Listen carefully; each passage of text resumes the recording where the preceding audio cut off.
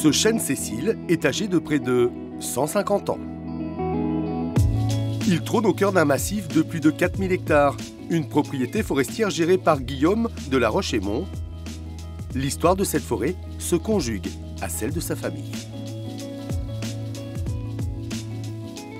La forêt de Broire est une vieille histoire de famille, génération après génération, puisque ce domaine est dans la famille depuis presque 1000 ans. Il y a un rapport sentimental, presque charnel.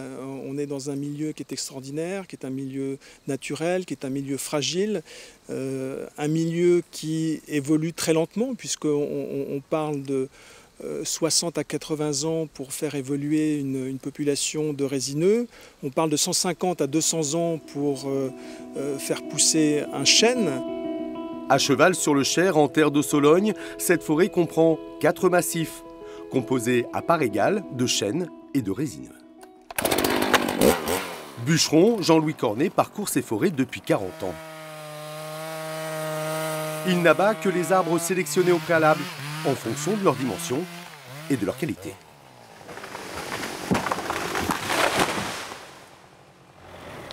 Guillaume inspecte régulièrement les 422 000 hectares qu'il gère. Aujourd'hui, il n'est pas seul. Gilles de Boncourt l'accompagne. Bonjour Monsieur Cornet, ça va bien? Vous allez bien? Il est le directeur général d'Unisilva. Alors ces chênes, c'est une jolie coupe. Oui. Hein? C'est bien, c'est en descente de lune là? Oui. C'est bien. Gilles de Boncourt représente la seconde coopérative forestière de France. Elle regroupe, sur 4 régions, quelques 13 000 gestionnaires privés, comme Guillaume. Mais on les a sondés déjà, ils sont, pour la plupart, ils sont en parfait état. Comme ça. Hein. La filière forestière, Gilles la pratique depuis 40 ans, au plus près du terrain. Alors regardez ce chêne. On a 2 couleurs. Une couleur claire, couleur foncée. Aubier, duramen. Duramen, c'est cette partie-là du chêne qui est un bois imputrescible, qui va faire que le chêne va durer des siècles, par exemple, dans des poutres des châteaux de la Loire.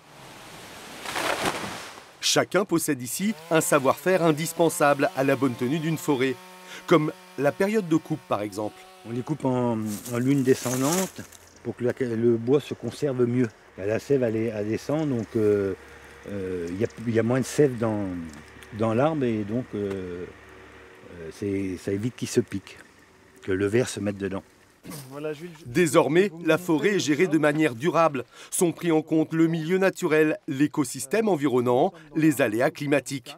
Autant d'éléments déterminants car la forêt est un espace vivant à l'équilibre fragile. C'est pourquoi chacune d'entre elles possède son plan d'aménagement. Ce qu'on a sous les yeux, vous voyez, c'est cette carte qui nous permet de dire dans cette forêt quels sont les jeunes peuplements, quels sont les endroits où on va régénérer la forêt, quels sont les endroits dans lesquels on va avoir des travaux à faire, précisément pour arriver un jour à pouvoir récolter ces vieux chênes. Car particularité de l'exploitation forestière, la notion de temps y est bien différente. Elle ne correspond à aucun autre concept industriel. C'est un travail que l'on doit entreprendre avec beaucoup d'humilité parce qu'on est sur cet espace-temps qui est formidablement long. Quand on est forestier, on profite du travail qui a été accompli par les générations précédentes et le travail que l'on entreprend profitera aux générations futures.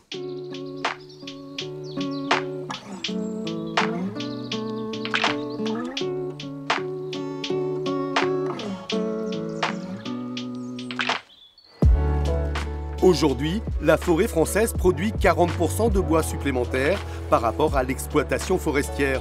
Ne sont abattus que les arbres arrivés à maturité qui répondent aux critères de production, taille, diamètre et qualité.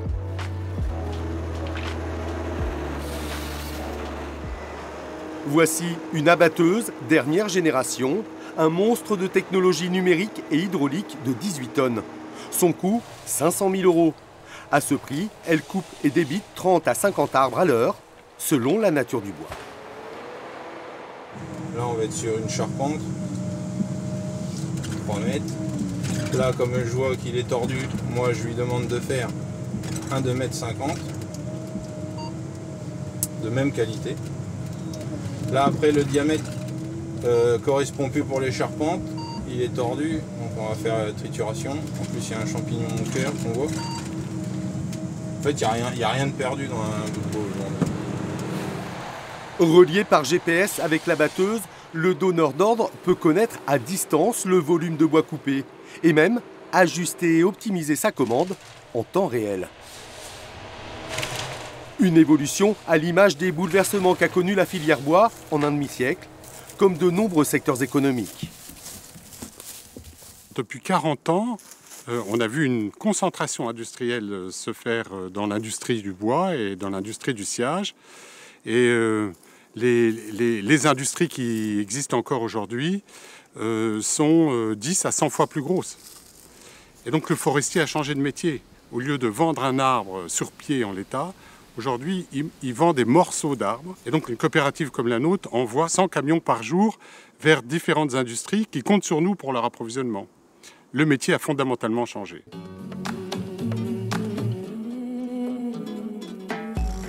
L'industrialisation, c'est le processus qu'a suivi cette scierie familiale du Loiret. Elle comprend désormais 5 entités distinctes, 5 sociétés qui correspondent aux différentes exploitations de l'arbre, devenues désormais une grume. Quand aussi on parle d'une grume qui est ronde, pour arriver à un carré, on a forcément un ensemble de produits qui restent sur le côté. Et il faut donner de la valeur. Et avec ces produits-là, on va faire des bûches comprimées, on va faire des absorbants, on va faire des litières, voire des paillages pour la vigne, des choses un peu atypiques qui permettent de donner une valeur à l'ensemble de la grume qu'on a devant nous. Le chêne représente ici 95% des sciages. C'est l'atout numéro 1 de la région Centre-Val de Loire. Elle est considérée comme l'un des meilleurs territoires de production au monde. Cette scierie exporte 50% de son bois de charpente en Angleterre et en Irlande, car le marché est à dimension planétaire. Un marché actuellement particulièrement tendu. C'est un marché mondial complètement libre. Les bois circulent dans tous les sens. Et comme ça a comme conséquence, et on le voit bien avec la période de Covid, c'est que quand on a des réveils de consommation, d'achat dans un pays, tout d'un coup, tous les produits qui sont produits qui viennent du monde entier sont attirés par ce pays. C'est ce qui se passe aux États-Unis actuellement. Les prix montent parce que les Américains manquent de bois. La hausse a atteint là-bas la barre des 300%. En France, l'augmentation demeure contenue entre 20 et 30%, d'où une nécessaire adaptation. Trouver de nouveaux débouchés en diversifiant produits et services. On propose des produits à la fois simples et sophistiqués en fonction du besoin du client et on va l'accompagner dans son utilisation de son produit par des tutos, par des vidéos et tout ça, ça nous a permis d'arriver à valoriser des bois qui étaient inexploités dans la forêt avant. Là, vous avez un bois avec des singularités et avec du coup le produit fini permet aux particuliers d'arriver à répondre à son besoin d'étagères simples mais à la fois sophistiquées. Malgré cela, la France concède un retard structurel face à ses principaux concurrents européens, comme l'Allemagne ou la Suède. La filière doit engager un virage industriel et jouer la carte de la plus-value. La clé, c'est gagner de l'argent ici, dans le centre, et pas le gagner en Chine ou pas le gagner aux États-Unis. Comment? Eh bien, il faut qu'on réinvestisse dans l'industrie. Il n'y a rien à faire. La valeur ajoutée, elle sera sur un produit transformé, un produit fini. Elle n'est pas sur la grume qui part sur des camions ou des bateaux.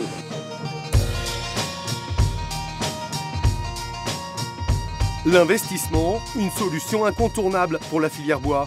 C'est le parti pris du groupe international Suisse Chrono, installé à Sully-sur-Loire.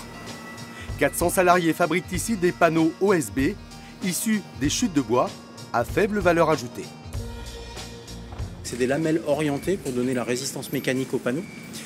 Ici, on fabrique 400 000 m3 par an d'OSB.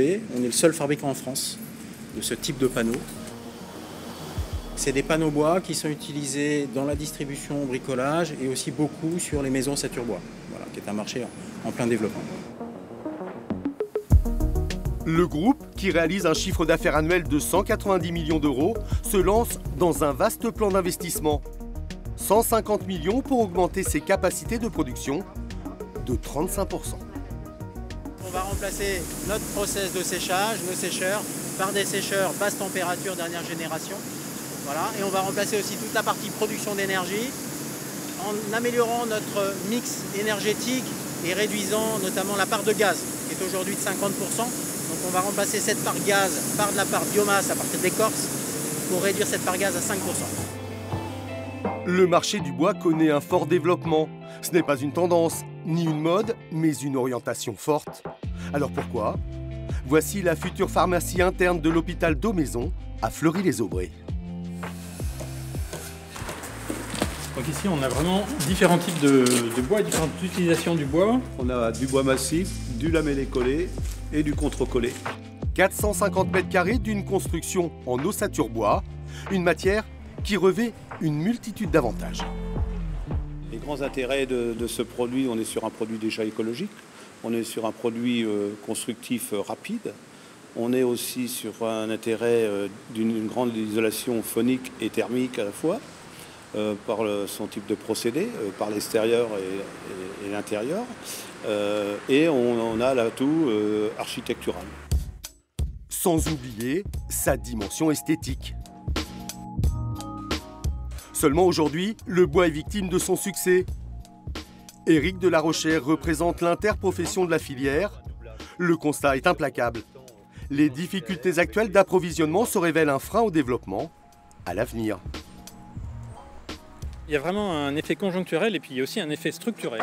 Donc l'effet conjoncturel, il est lié d'abord en partie au Covid, parce que les gens sont beaucoup restés chez eux et ils ont envie maintenant de rénover chez eux et on demande beaucoup de bois en rénovation. Et puis il y a une partie qui est vraiment structurelle et là c'est lié à la réglementation environnementale de neutralité carbone.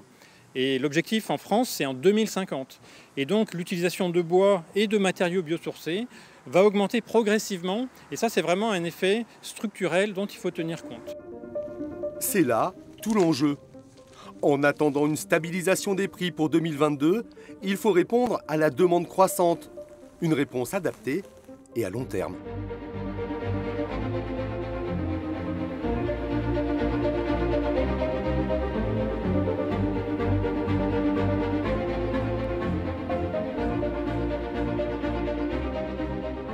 La filière, elle a cette responsabilité environnementale.